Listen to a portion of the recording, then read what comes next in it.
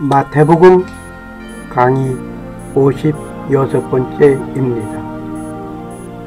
아버지의 뜻이 무엇입니까? 마태복음 12장 46절에서 50절을 공부하시겠습니다. 아버지의 뜻이 무엇인가? 라는 제목으로 삼고 오늘 마태복음을 공부하려고 합니다. 우리는 주님의 뜻을 알고 주님의 뜻을 이루기 위하여 노력합니다. 그렇게 기도합니다. 주님의 뜻대로 살기로 했노라고 고백도 합니다. 고린도전서 16장 10절에 이런 말씀이 있습니다. 디모데가 이르거든 너희는 조심하여 그로 두려움이 없이 내 가운데 있게 하라. 이는 그도 너와 같이 주의 일을 힘쓰는 자임이라. 라는 말씀이 있습니다. 여기에 주의 일을 힘쓰는 자로 말씀하고 있습니다. 그리고 찬송가 213장 2절에 보면 주의 일을 위하여 민첩하게 하소서. 4절을 보면 하늘나라 위하여 주 뜻대로 쓰소서 라고 우리는 찬송을 합니다. 찬송은 나의 신앙 고백이기도 하며 하나님을 향한 기도이기도 하며 많은 사람들 앞에 나의 신앙을 고백하는 것입니다. 그런데 막상 주님의 뜻이 무엇인가 말입니다. 주님의 뜻이 무엇인가라고 질문하고 주님의 일이 무엇인가 질문하면서 여러 가지의 답변을 들을 수가 있겠습니다. 그 들은 답변은 여기서 열거하지는 않겠습니다. 지금 여러분은 어떻게 생각하십니까? 내가 어떻게 하는 것이 주님의 뜻인가 질문합니다.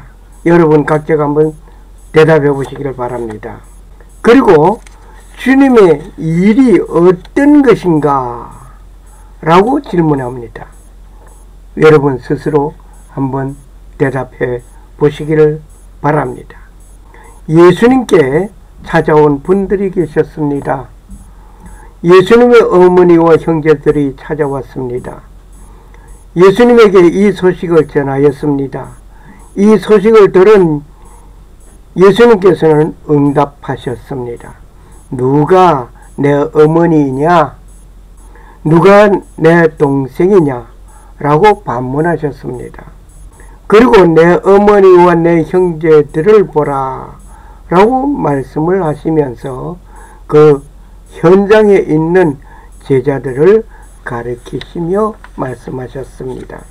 누구든지 하늘에 계신 내 아버지의 뜻을 행하는 자가 내 형제요 자매라고 말을 하며 어머니라고 말씀하셨습니다. 46절 말씀, 그분께서 아직 사람들에게 말씀하실 때에 보라, 그분의 어머니와 그분의 형제들이 그분과 말하기를 바라며 밖에 서 있더라.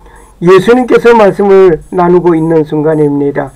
예수님께 찾아온 어머니와 형제들이 밖에 서 있습니다. 예수님께 찾아온 용무가 무엇인지는 모르지만 예수님과 말씀을 나누고자 하였던 것입니다. 마가복음 3장 31절, 누가복음 8장 19절에도 같은 기사가 실려 있지만 무엇 때문에 예수님께 오셨는지 기록을 하지 않고 있습니다. 47절 말씀, 그때에는 한 사람이 이분께 이르되 보소서, 선생님의 어머니와 선생님의 형제들이 선생님과 말하기를 바라며 밖에 서 있나이다 하거늘. 예수님과 나눌 대화의 내용은 무엇인지는 모릅니다. 예수님의 어머니가 오셨고 그분의 형제들이 찾아왔습니다. 48절 말씀, 그분께서 자기에게 말한 사람에게 응답하여 이르되 누가 내 어머니냐? 누가 내 형제들이냐 하시고, 예수님은 모든 면에서 자상하신 분이 이렇게 냉혹한 말씀을 하실 수가 있을까 하면서 의아해 하는 저입니다. 십계명 가운데 네 부모를 공경하라고 하셨습니다.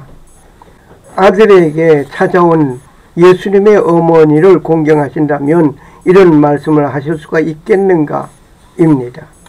공경하는 마음으로 어머니를 환대해야 할 것 아닌가 말입니다.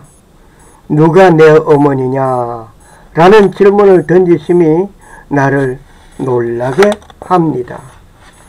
예수님께서 이르시되 네 마음을 다하고 목숨을 다하고 뜻을 다하여 주 너희 하나님을 사랑하라 하셨으니 이것이 크고 첫째 되는 계명이요 둘째는 그와 같으니 네 이웃을 네 자신과 같이 사랑하라 하셨으니 마태복음 22장 37절 38절 말씀입니다. 이렇게 말씀하시던 예수님이셨습니다. 품 안의 자식이라고 하였으니 예수님도 성장하여 나이 30이 지났으니 어머니의 품을 떠났기에 이제는 독립된 아들이라는 태도입니까? 누구보다 사랑을 말씀하시던 예수님께서 이런 냉혹한 말씀을 하실 수가 있겠는가 말입니다. 아니면 가정불화로 인하여 가출한 예수님인가? 등등으로 생각해 볼 수도 있는 대목이기도 합니다. 그 확실한 대답은 다음 49절과 50절에서 찾아봅니다. 육신의 어머니와 형제이지만 하늘에 계신 아버지의 뜻을 행하는 자이어야 합니다. 49절 말씀, 손을 내밀어 자기 제자들을 가리키며 이르시되 네 어머니와 네 형제들을 보라. 이곳에 모인 무리들을 향하여 볼 때에 혈육의 어머니가 아닙니다. 혈육의 형제들이 아닙니다. 먼 혈통으로 거슬러 올라가면 한 혈통인 것은 분명합니다. 아담과 하와까지 말입니다. 그런데 혈육의 어머니와 형제들이 밖에서 있는데 이렇게 말씀하시면 이해가 안 된다고 하실 것입니다. 엄격하게 말해 봅시다. 혈육이라고 말을 하였으니 말입니다. 예수님은 마리아의 몸을 빌려서 탄생하신 창조주이십니다. 마리아는 성령으로 잉태하여 낳은 아들 예수님입니다. 남편 요셉과 정혼한 가운데 있었습니다. 결혼 전에 서로 관계를 가지지 않았습니다. 혼전 임신 같은 것이 아니라 말입니다. 그러한 의미로 볼 때 혈육 이야기는 아닙니다. 그렇다고 하지만 엄마라고 부르며 아들이라고 부르면서 서로가 30년을 살아왔습니다. 처녀의 몸을 빌렸던 것이라고 하지만 여자의 몸에서 태어난 것은 사실입니다. 그분을 이렇게 냉혹한 말씀으로 대할 수 있겠는가 라고 이해할 수 없는 여운이 있습니다. 더 확실한 대답은 50절에서 밝혀지고 있습니다. 누구든지 하늘에 계신 내 아버지의 뜻을 행하는 자 곧 그가 내 형제요 자매요 어머니니라 하시니라. 누구든지 하늘에 계신 내 아버지라고 말씀하셨습니다. 예수님은 혈육으로 맺은 그런 가족관계의 작은 의미가 아니었습니다. 하늘에 계신 하늘 아버지라고 말씀하신 것을 보면 근본적인 관계를 말씀하신 것입니다. 지역적이고 좁고 작은 것도 중요하지만 가족관계를 말씀하시면 넓고 큰 시야에서 말씀하신 것이었습니다. 예수님께서는 천국 입성 자격을 말씀하실 때 역시 하늘에 계신 내 아버지의 뜻대로 행하는 자라야 들어간다라고 말씀하셨습니다. 마태복음 7장 21절 말씀.